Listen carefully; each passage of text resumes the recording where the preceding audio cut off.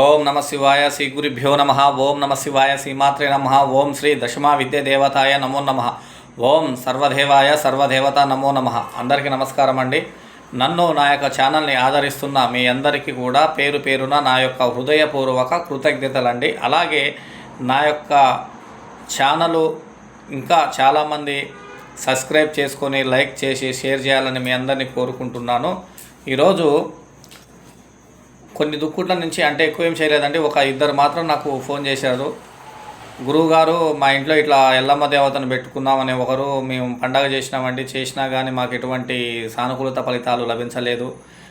మా కాడ డబ్బులు లేకున్నా కానీ మేము పలానా దగ్గరికి కొలుపుకి వెళ్తే నువ్వు అర్జెంటుగా పండగ చేయాలమ్మా, పండగ చేస్తే మీకు అన్నీ కూడా మీకు అనుకున్నట్లు అవుతాయి అని చెప్పారు. అందుకని మా దగ్గర డబ్బులు లేకున్నా కానీ అప్పు తెచ్చి మరి మేము పండగ చేసినాం అని చెప్పేసి చెప్పకొచ్చారు. మాకు సానుకూలత ఫలితాలు లభించట్లేదని చెప్పారు. ఇంకొకరేమో మేము 5 సార్లు మా ఇంట్లో పండగ అయిపోయిందండి, అయినా కానీ మాకు ఫస్ట్ సారి బాగుంది, రెండోసారి బాగుంది, కానీ మూడోసారి నుంచి 5వ వరకు కూడా మా ఇంట్లో అమ్మవారు ఉలుకులేదు పలుకులేదు అని చెప్పేసి అనడం జరిగిందండి. అయితే ముఖ్యంగా ఆ జగన్మాత ఆ శ్రీ రేణుకా ఎల్లమ్మ దేవతకి నమస్కారం చెప్పుకుంటూ ఏం చెప్తున్నానంటే, పండగ మనం అయింది, పండగ చేసినాం అయిపోయింది, మళ్ళీ సంవత్సరం కదా అన్నట్టు కాకుండా ఇంట్లో ఎవరైతే అమ్మవారిని ప్రాణప్రతిష్ఠ చేస్తారో అంటే పండగ చేసుకుంటారో ఆ బాండవుల దగ్గర కానీ అక్కడ ఎప్పుడు నీట్గా పెట్టుకొని శుక్రవారం చుట్టూ అలుకుకుంటా దీపం నైవేద్యం పెట్టుకోండి.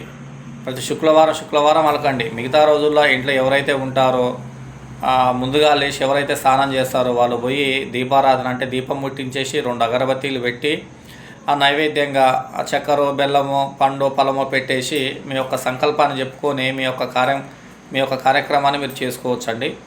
ఇలా చేయడం వల్ల మనకి ఖచ్చితంగా సానుకూలత ఫలితాలు అనేది ఉంటాయి. కొంతమంది ఏం చేస్తారని అంటే పండగ చేస్తారు, తర్వాత 16 రోజుల పండగ అయిపోతుంది, కథం ఇక అమ్మవారి కళ్ళు కూడా చూడరండి. అట్లా ఉంటే ఏం బాగుంటుందండి. మనం అంత ఖర్చు పెట్టి మనం చేసుకున్నాం, సరే డబ్బులు లేవు బయట తెచ్చి మరీ చేసుకుందాం, అయినా కానీ ప్రతియాడం ఉంటుందండి. అదొక భాగం అండి. ఇంకొకటి కూడా ఏందనంటే, పండగ చేసేటప్పుడు విధి విధానాలు చాలా వరకు కరెక్ట్గా ఉండాలండి. మన ఇంట్లో అమ్మవారు ఉన్నప్పుడు మనం కూడా చాలా విధి విధానాలతో పాటు మనం ఉండాలి, నియమనిష్టలతోటి ఉండాలి, భయం భక్తితోటి ముఖ్యంగా ఉండాలండి. కొన్ని మనకి నిషేధమైన ప్రాంతాలకు మనం వెళ్ళకూడదు. ఒకవేళ కొన్ని తప్పని పరిస్థితులలో మనం వెళ్ళినా కానీ వచ్చిన తర్వాత మనం ఏ రకంగా మనం ఇంట్లోకి పోవాలి, మనం ఇంట్లోకి వెళ్ళిన తర్వాత అమ్మవారిని మనం ఏ రకంగా మనం చూసుకోవాలి, అమ్మవారిని ఎట్లా పూజ చేసుకోవాలి ఏందని చెప్పేసి మీరు కూడా తెలుసుకోవాలండి. అయితే వాస్తవానికి అయితే ఇప్పుడు ఈ రేణుకా ఎల్లమ్మ దేవతకు సంబంధించి అంటే రేణుకా ఎల్లమ్మ దేవతనే కాదండి, మన ఇంట్లో మన మైసమ్మ కానివ్వండి, ఉప్పల మైసమ్మ కానివ్వండి, అంకాలమ్మ, ఇట్లా ఈదమ్మ, ఇట్లా చాలా వరకు చాలామంది పేర్లు ఉంటాయన్నమాట అమ్మవార్ల పేర్లు.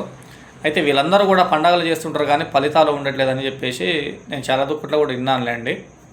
అయితే సాక్షాత్తు ఆ జగన్మాత అంటే మనం పండగ చేసిన అమ్మవారు అంటే ఎవరు? సాక్షాత్తు ఆ జగన్మాత అంటే ఒక శక్తి. ఆ శక్తి మన ఇంట్లో ఉన్నప్పుడు మనకి ఎందుకు సానుకూలత ఫలితాలు లభించవు అనేది ఫస్ట్ ఆలోచన. కనుక మనకి ఎట్లా లభించవు ఏందనేది మీకు చెప్తానండి. ఎందుకంటే వీడియో సరిపోదు ఇది, కానీ నెక్స్ట్ వీడియో మీకు నేను చేస్తాను. మీకు కూడా ఏమన్నా డౌట్స్ ఉంటే ఈ అమ్మవార్లకు సంబంధించి నన్ను అడగండి. ఎటువంటి మొహమాటం ఏం లేదండి. నేనైతే నన్ను మీలో ఒకళ్ళు అనుకోండి, గురువుగారు అట్లా అనుకుంటారా ఇట్లా అనుకుంటారా అని నేనేమనుకున్నానండి. నేనేమన్నా పని మీద ఉంటే పని మీద ఉన్నాను మాత్రం చెప్తాను, తర్వాత చేయమన్నప్పుడు చేయండి, ఫ్రీగా మాట్లాడతాను.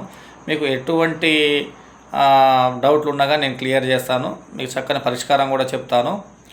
అలాగే ఇప్పుడు వాస్తవానికైతే దీంట్లో మనకి వీడియో చాలా పెద్దగా అవుతుందండి, వీడియో ఏం కాదు, మీకు ఖచ్చితంగా వీడియో చేస్తాను. మీకు ఏ డౌట్లు ఉన్నా ఎటువంటి డౌట్ ఉన్నా కానీ నాకు మీరు ఎటువంటి ముఖమాటం లేకుండా ఏమనుకుంటారో ఏందనే ఆలోచన మీకు లేకుండా నాకు డైరెక్ట్ మీరు కాల్ చేసి మాట్లాడవచ్చు, ఎటువంటి ఇబ్బంది లేదండి.